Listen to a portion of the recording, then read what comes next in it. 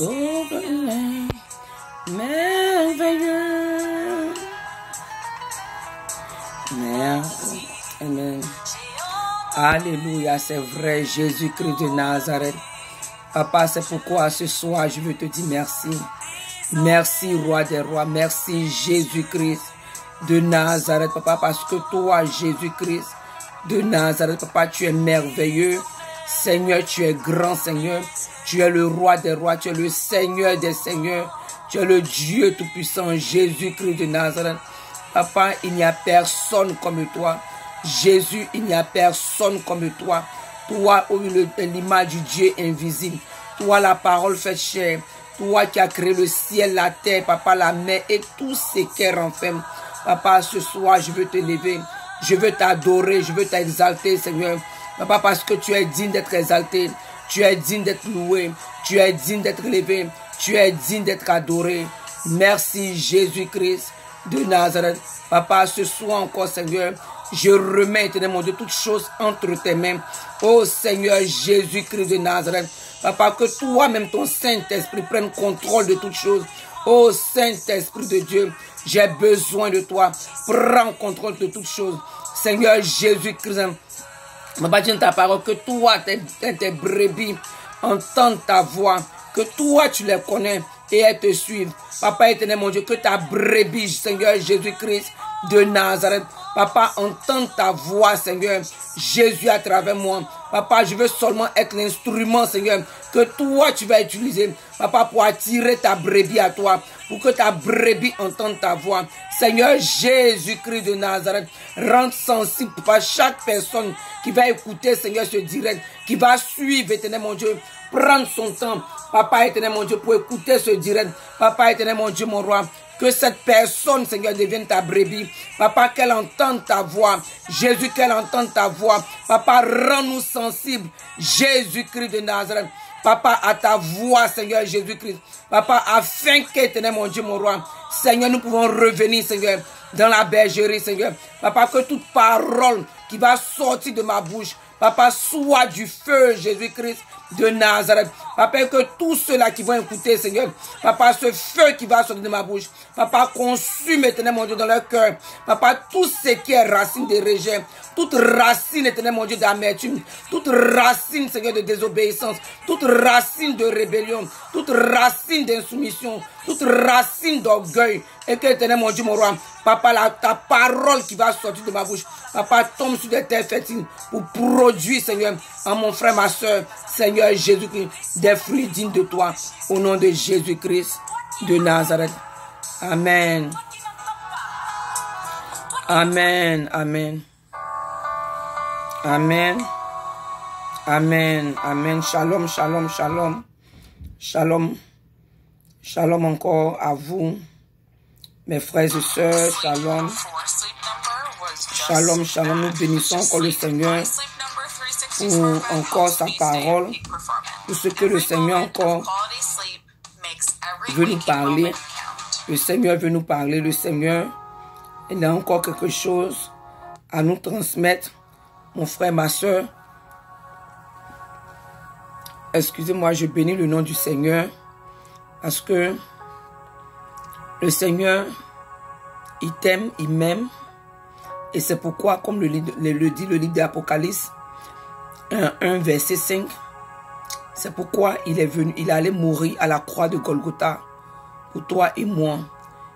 Il nous a délivrés de nos péchés par son sacrifice sur la croix de Golgotha. Ma soeur, le Seigneur allait à la croix, mon frère, pour que toi, tu sois délivré du péché. Parce que c'est le péché qui crée cette barrière. C'est le péché qui crée ce mur-là en Dieu et nous. Donc, ce soir encore, je suis venu pour t'encourager. Par cette vidéo, je suis encore venu t'encourager. Ma soeur, je suis venu encourager quelqu'un. Je suis venu encourager quelqu'un à la repentance, exhorter quelqu'un à la repentance. Parce que mon frère, ma soeur, toi et moi, nous ne savons ni le jour ni l'heure. C'est ce que la parole de Dieu nous dit. Tu ne connais ni le jour ni l'heure que le Seigneur va venir. Tu ne sais pas quand le Seigneur va revenir pour toi. Ça peut être à midi, ça peut être même cette nuit, ça peut être dans 1 heure, dans 2 heures. En tout cas, tu ne sais pas quand est-ce qu'il va revenir pour toi. Donc ma soeur, mon frère, je suis venu t'exhorter à la repentance. La porte, la porte que tu es en train de prendre, si elle mène à la mort, reviens à Jésus-Christ de Nazareth. Fais demi-tour pour aller emprunter le chemin étroit, la porte étroite et le chemin resserré. Et aujourd'hui, notre exhortation, on va parler, on va retirer ça de Matthieu 7. Matthieu 7, verset 13. Matthieu 7, verset 13 à 14. Matthieu 7, 13 à 14. Et je vais lire dans la version de la parole vivante. Il dit, entrez par la porte étroite. En effet, large est la porte, spacieuse et facile est la route qui mène là où l'homme sera irrémédiablement perdu. Irrémédiablement perdu. Nombreux, hélas, sont ceux qui s'y engagent. Mais quelle est étroite la porte qui donne accès à la vie.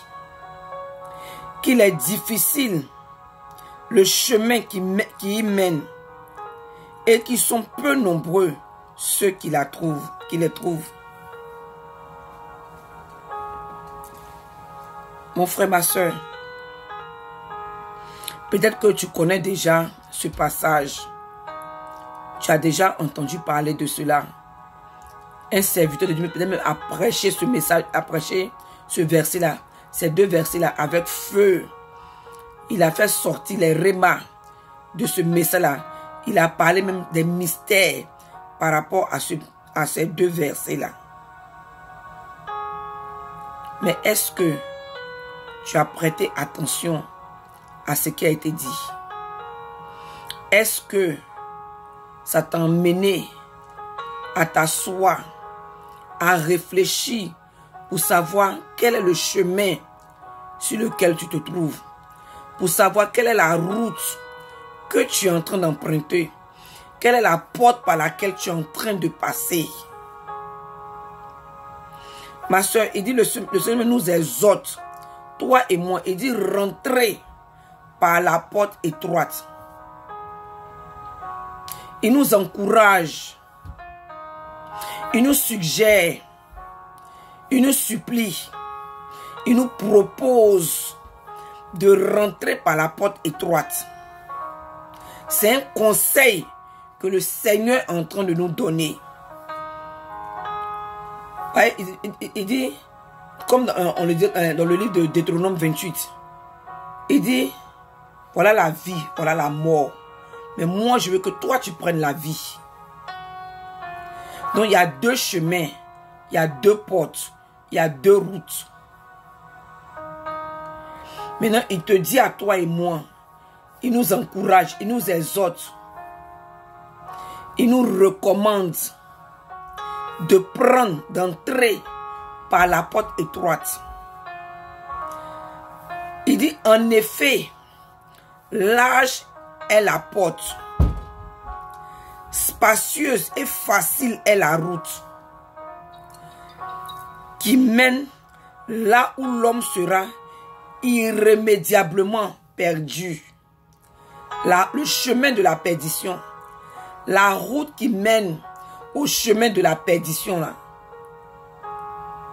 Le chemin de la perdition, la route qui mène à la perdition, la route qui mène à la porte large là, à la porte de la perdition. Il dit que elle est large. La porte là est large, le chemin là est spacieux, la route là elle est spacieuse et elle est facile.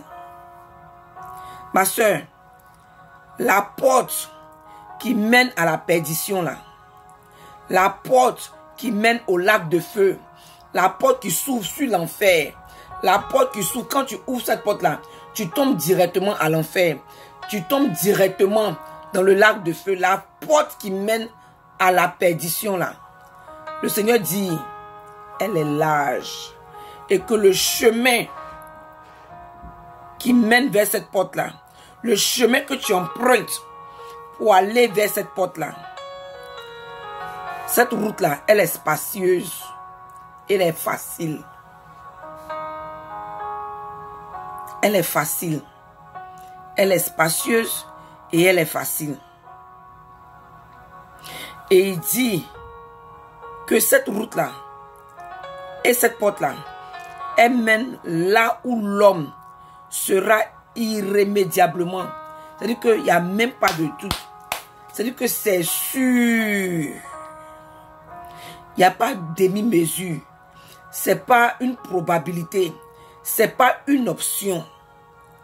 C'est obligatoire que si tu marches, si tu passes par cette porte, tu marches sur cette route-là, tu suis cette voie-là, tu t'en vas à l'enfer. Tu vas te perdre. Tu vas te perdre. Tu vas te perdre. Nombreux, hélas, sont ceux qui s'engagent, qui s'y engagent. Ma soeur, mon frère, tu es sur quel chemin? Quel est le chemin? Quelle est la porte par laquelle tu vas quitter la terre? C'est par quelle porte toi tu vas rentrer dans l'éternité? Tu vas rentrer dans l'éternité par la porte étroite ou bien la porte large? C'est la question que je suis venu te poser. Par quelle porte tu vas rentrer dans l'éternité? Mon frère, par quel chemin? Par quel chemin?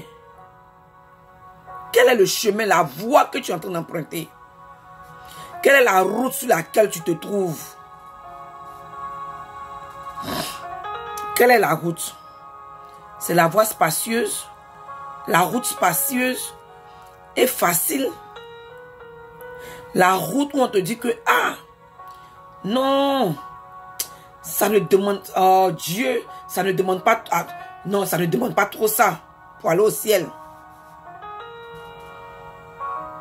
Oh non, pourquoi même vous compliquez même l'évangile?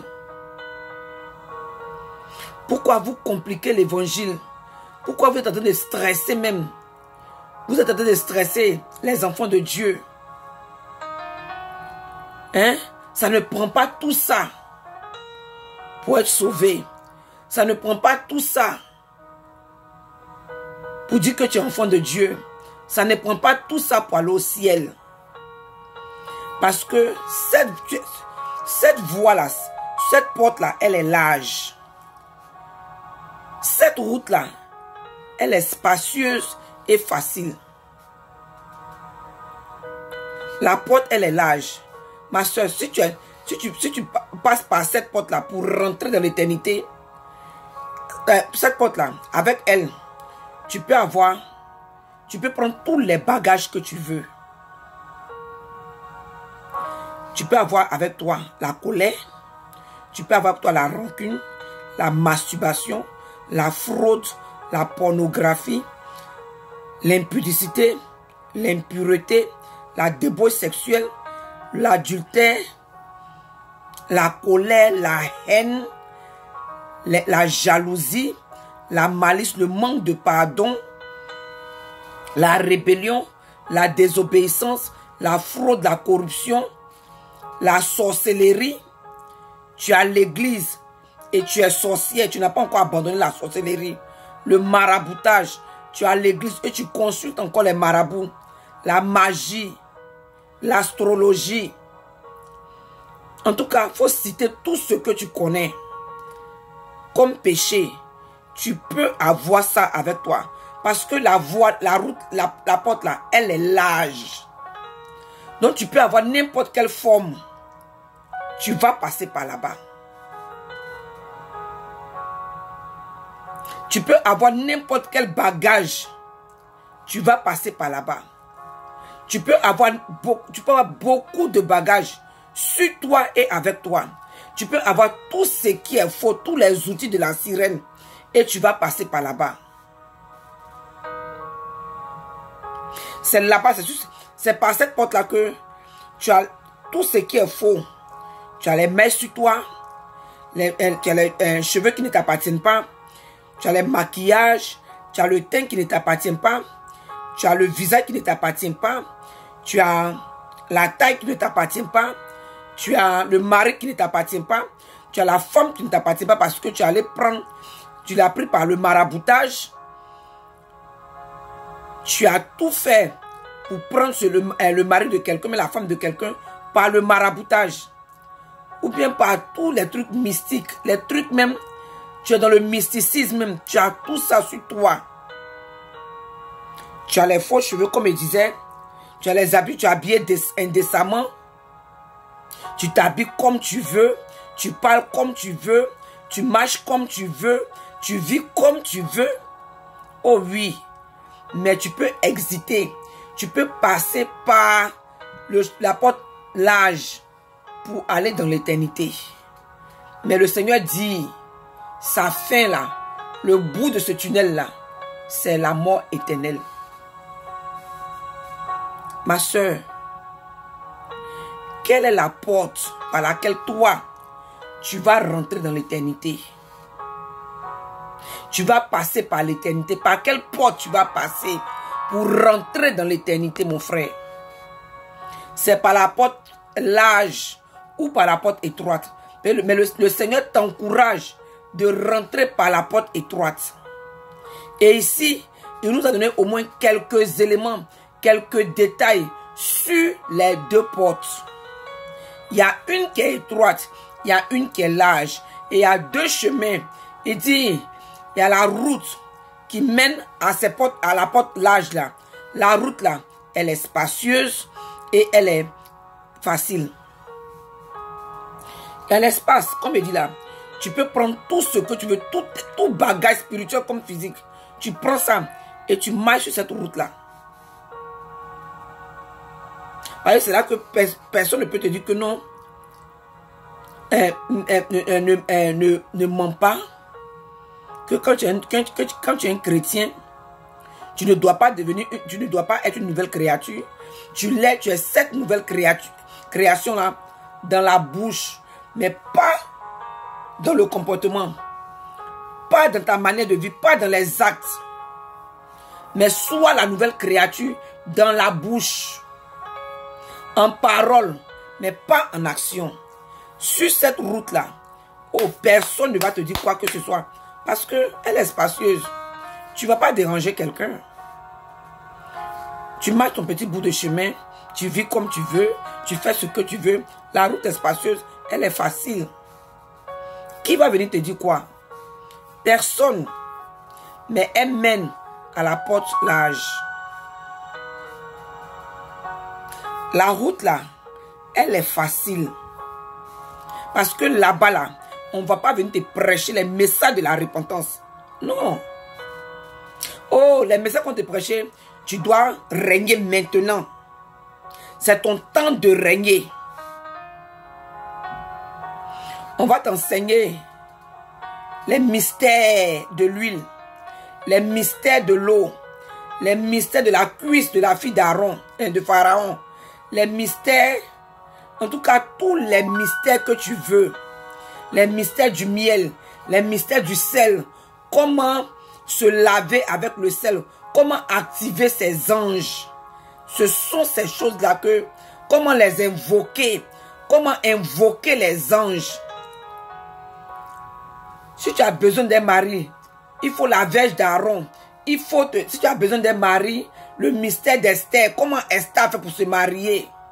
Comment attirer le mariage? Ce sont ces choses-là que on va t'enseigner. sur la route spacieuse et facile. Mais on veut te faciliter la tâche. Ils ne vont pas t'enseigner que tu veux te marier, il faut aller prier, il faut aller jeûner. Voilà comment la Bible dit qu'une femme doit être soumise à son mari. Voilà ce que Dieu entend par soumission. Il y a beaucoup de choses. Parce que là-bas, la Bible dit que ce chemin, cette route-là, elle est spacieuse et elle est facile. La facilité. Oh, un chrétien qui souffre, c'est que Dieu n'est pas avec lui. Parce que comme, c'est-à-dire que la bénédiction est synonyme que Dieu est avec toi. Parce que aujourd'hui, ce sont les pharisiens, on a les pharisiens modernes. On a les pharisiens évangéliques. Parce que pour le peuple d'Israël, pour les pharisiens, pour les Israéliens, à cause de Deutéronome 28, quand tu es béni, c'est synonyme que Dieu approuve tes voies, que Dieu est avec toi, que tu es sur le bon chemin. Parce qu'il a dit que c'est que toi, tu marches selon les voies de Dieu. Tes voies plaisent à Dieu. Tu es sur le chemin resserré. Tu es sur la voie resserrée. Tu es en train de passer par la porte étroite. Parce que quand tu lis Deutéronome 28, on te dit, si tu marches selon mes commandements, voilà ce que je vais faire. Voilà ce que je vais faire. Voilà ce que je vais faire. Les conditions sont là. Donc, quand quelqu'un est riche, automatiquement, on se dit que, c'est que la personne remplit toutes les conditions de Dieu. Donc, la personne est sur la bonne voie. Et sur le chemin là, c'est-à-dire que la facilité, on doit, non. Tu viens tel que tu es. Mais sur ce chemin-là, tu ne dois pas laisser la parole de Dieu te transformer. Le Saint-Esprit t'éduquer. Le Saint-Esprit de s'humaniser en toi, comme moi, FCB a l'habitude de dire. Le Saint-Esprit de faire de toi une nouvelle création, une nouvelle créature pour ressembler à Christ. Tu ne dois pas être transformé à l'image de Jésus. Non, le caractère du Saint-Esprit ne doit pas ressortir en toi. La facilité. Donc là-bas, tu es méchante, tu es une femme insoumise, tu es un adultérin, tu es une impudique, en tout cas tu es une voleuse, tu aimes la fraude, en tout cas tout ce que tu veux. Mais tu es en train de marcher. Mais ce qu'on oublie, c'est que ce chemin-là, cette route-là, elle est en train de te mener vers la porte large. La facilité est en train de t'amener vers la porte large. Parce que maintenant, le chrétien n'a plus besoin de se repentir. Le chrétien, sur la route spacieuse et facile, le chrétien n'a plus besoin de jeûner parce que Jésus a tout payé sur la croix de Golgotha. Donc, même si tu vis dans le péché, tu vas aller au ciel. Un chrétien ne peut jamais perdre son salut.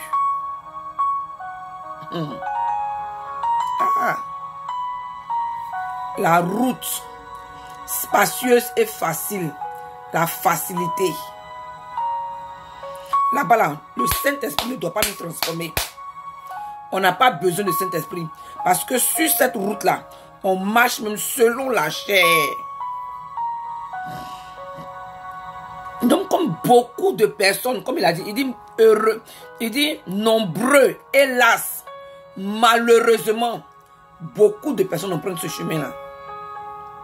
Cette route-là. Donc, aujourd'hui,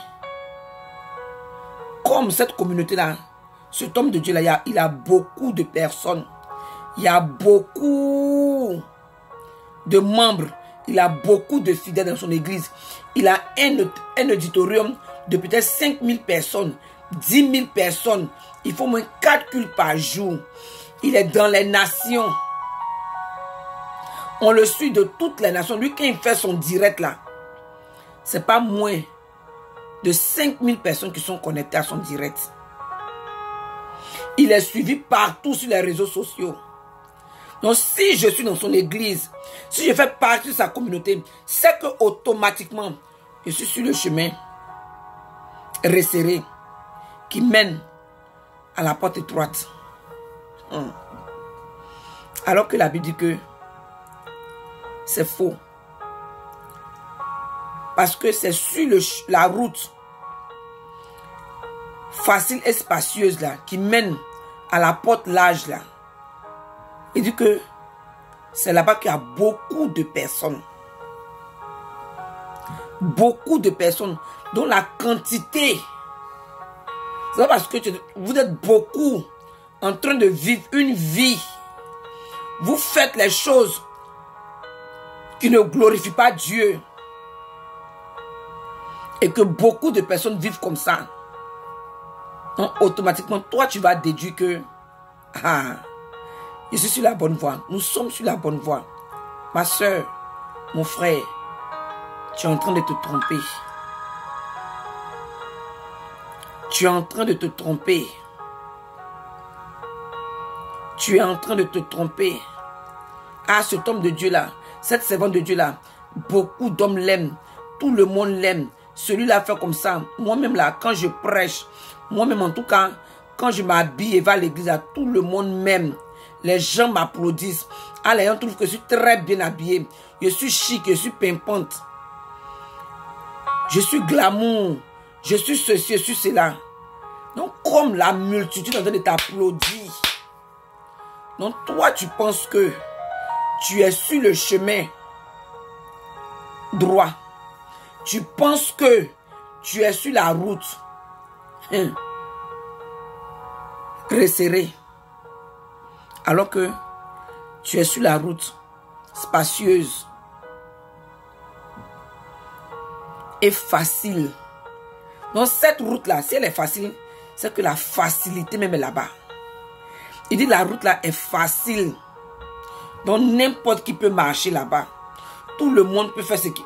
C'est une route où on ne t'emmerde pas. Non. Pourquoi on vient te dire que le Seigneur dit que si tu l'aimes, il faut obéir à ses commandements. Que ceux qui disent qu'ils l'aiment là, c'est ceux qui obéissent à ses commandements. Non. Que le Seigneur nous demande d'être saint, comme lui-même, d'être parfait, comme lui-même il est parfait. Comme il le dit dans le livre de Matthieu 5, verset 48. Pourquoi on va dire que le Seigneur dit que ce que lui veut de nous là, de toi et moi, c'est notre sanctification. De fuir le péché sexuel. Dans on va lire ça. 1 Thessaloniciens. 1 Thessaloniciens 4, verset 3 à 4. 1 Thessaloniciens 4, verset 3 à 4. Il dit, cela veut dire en premier lieu.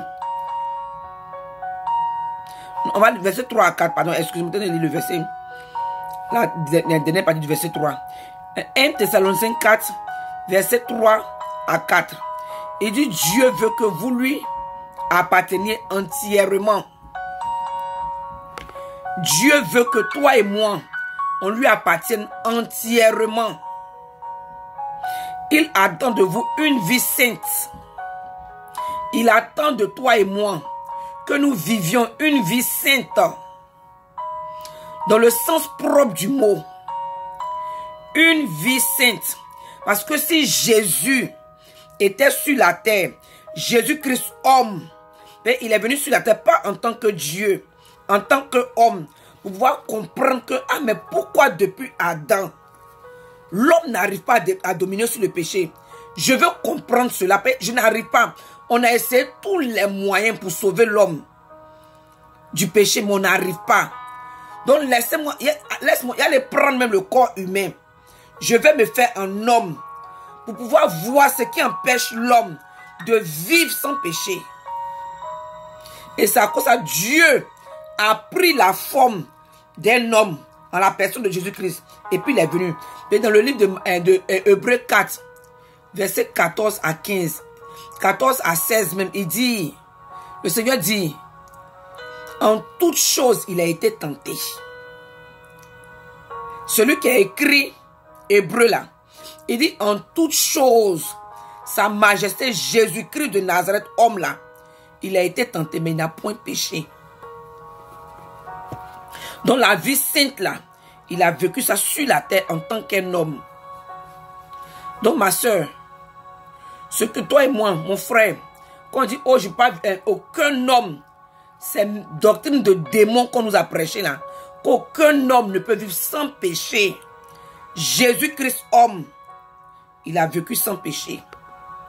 Il a été tenté, on dit sur toutes les formes.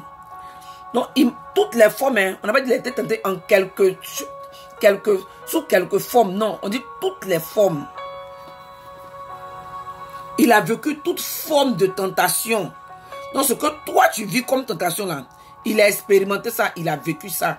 Mais la Bible dit qu'il n'a point péché. Donc, c'est pour te dire à toi et moi que nous pouvons vivre sans péché. Nous pouvons être saints. Il dit, il attend de vous une vie sainte, consacrée à son service. Le Seigneur attend de toi et moi une vie sainte, consacrée à son service. Cela veut dire en premier lieu que vous vous teniez éloigné de toute immoralité. Jésus veut que toi et moi, nous nous tenions éloignés de toute immoralité. Nous nous éloignons, nous fuyons l'immoralité. Toutes ces formes, on n'a qu'à fuir toute forme d'immoralité. C'est ce que le Seigneur veut de nous. C'est ce qu'il attend de nous. C'est ce qu'il demande de nous. Évitez toute licence dans le domaine sexuel. Il dit éviter toute licence, toute permission, tout ce que dans le domaine sexuel là, évite tout. Le péché sexuel sur toutes ses formes, mon frère, ma soeur, toi et moi, on doit l'éviter. C'est ce qu'il nous demande. C'est ce qu'il attend de nous, c'est ce qu'il veut de nous. Il dit n'ayez rien à faire avec de tels dérèglements. On ne doit rien avoir. C'est-à-dire que quand on dit scandale sexuel, ton nom en tant que chrétien, ton nom ne doit pas être mentionné. Quand on dit cupidité, quand on dit débauche sexuel, on ne doit pas mentionner ton nom. Masturbation, on ne doit pas mentionner ton nom. En temps normal, on ne doit pas mentionner mon nom.